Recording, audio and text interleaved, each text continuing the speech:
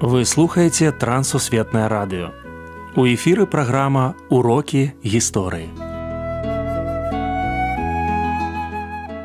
Запрашаем у падарожжа падзей, асоб і фактаў. Вучыцеся разам з намі. Добрый дзень, сябры.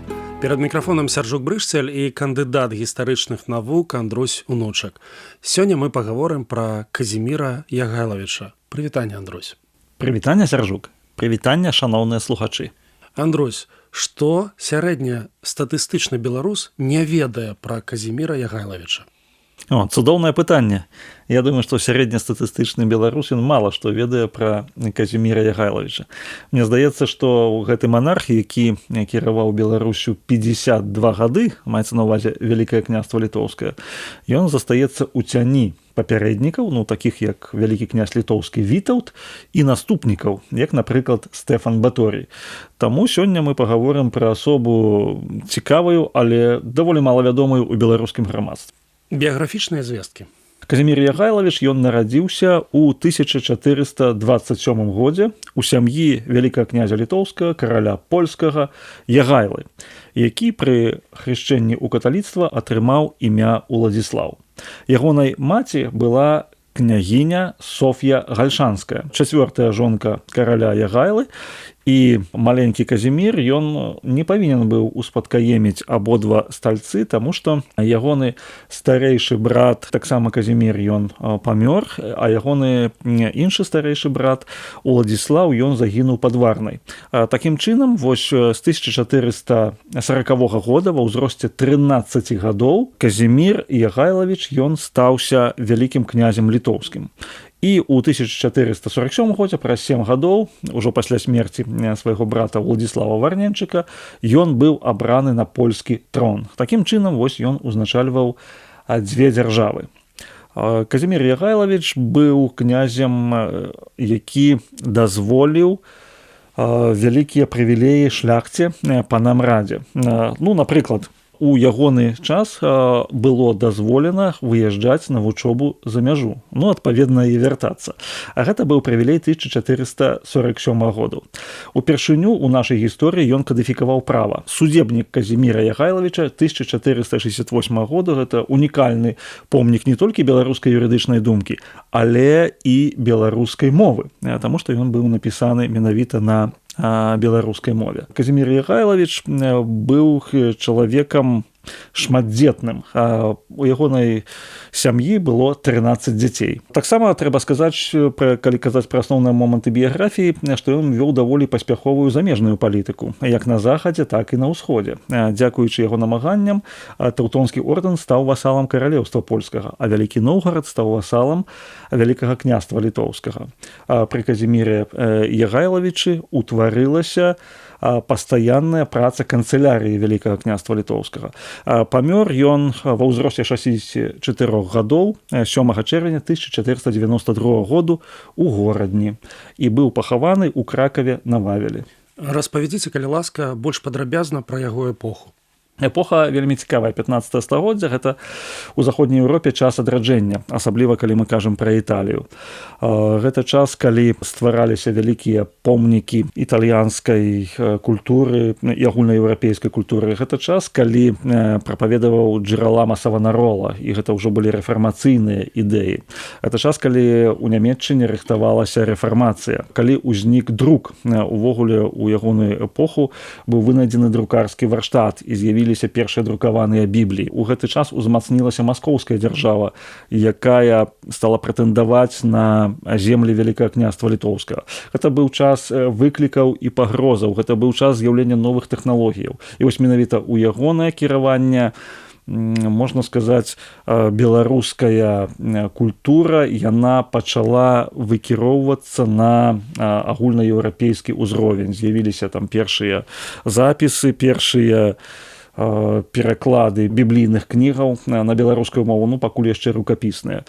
І пры Казіміры Ягайлавічы нарадзіўся наш Францыск Скарына.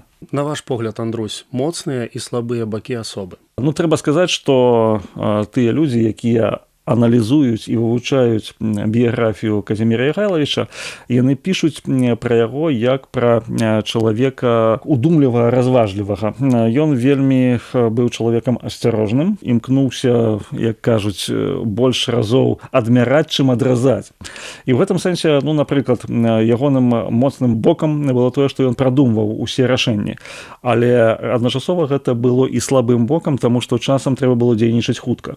Калі казаць пра заходні вектар палітыкі, то вось прадуманасць ягоных рашэнняў яно прынесла поспех у адносінах з таўтонскім ордэнам. А ў адносінах з маскоўскай дзяржавай гэта прывяло да паразы. У тым сэнсе, што пакуль Казімір Ягайлавіч разважаў, ці прымаць яму Вялікі Новгарад у склад Вялікакняства літоўскага, ці будаваць саюз з Вялікім Новгарадам, то гэта дзяржава, рэспубліка была захоплена маскоўскім царом Іванам III. Таксама трэба сказаць, што ён быў чалавекам такім талерантным в адносінах, я маю на ўвазе канфесіяў. Праваслаўная і каталіцкая церквы даволі мірна суіснавалі ў ягоны перыяд. Хоць разам з гэтым ён быў чалавекам, які вельмі моцна клапаціўся менавіта пра каталіцкую эліту. Канфесійныя пертурбацыі ў ягоны перыяд яшчэ не былі так моцна выяўлены, але часам гэта прыводзіла, што пакрыўджанымі адчувалі сябе і праваслаўныя, і каталікі. Таму вось, такі, ён быў проста чалавекам, хоць і манархам. 52 гады кіравання. Штосьці пра паплечнікаў? Асноўнымі яго паплечнікамі гэта былі канцлеры. Канцылярыя займае ўжо важную пазіцыю, і першы, я хочу сказаць, дзякуючы якому ён прыйшоў да ўлады, першы это канцлер Ян Гаштольд. Таксама наступны канцлер гэта Мікалай Кезгайла. З Мікалаем Кезгайлам увогуле звязаны вельмі цікавая гісторыя, таму што дзякуючы яму канцылярыя Вялікакняства літоўскага выйшла на агульнаеўрапейскі ўзровень і ўтварыўся архіў Вялікакняства літоўскага. Ягоныя паплечнікі яны таксама кіравалі ў Новгарадзе і ў іншых землях Вялікага княства літоўскага. Чаму можна павучыцца ў Казіміра Ягайлавіча? На мой погляд, самы галоўны урок ягонага жыцця гэта тое, што ён быў чалавекам, які даў добрае выхаванне сваім дзецям. З 13 ягоных дзяцей 4 сталі каралямі. І фактычна усе 4 яны былі добрымі уладарамі, пакінулі пасля сябе добрую памяць. Дзяржаўны спакой і парадак удалося навесці вялікаму князю Казіміру Ягайлавічу. Пры ім узмацнілася роля Вялікакняскай рады, найвышэйшага органа ўлады падчас працяглых ад'ездаў гаспадара ў Польшу. Ад неабмежаванай манархіі дзяржава пераходзіла да манархіі парламенцкага тыпу. Казімір Ягайлавіч меў славу прыхільніка і апекуна беларускага мастацтва. Якраз у гады яго валадарання ў Кракаве выйшлі першыя кнігі, надрукаваныя кірылічным шрыфтам.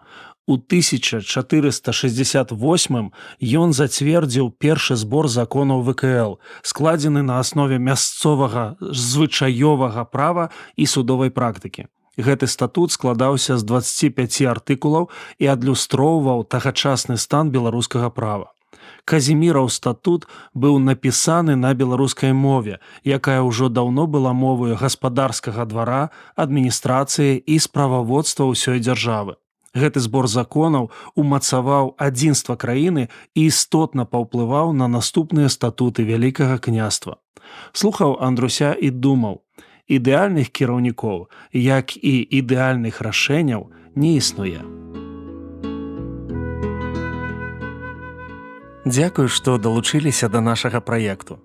Калі ў вас ёсць пытанні, пішыце, каля ласка, на адрас Трансусветнае радыё, урокі гісторыі.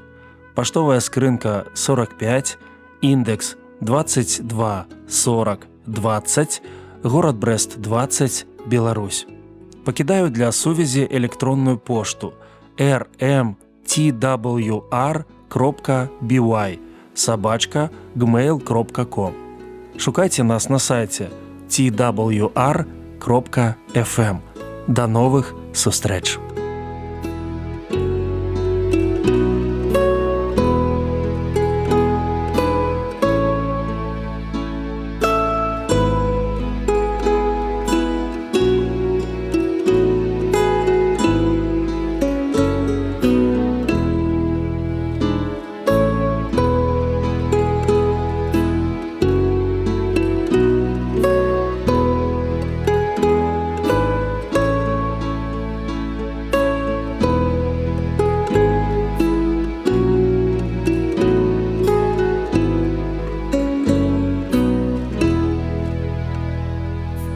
Thank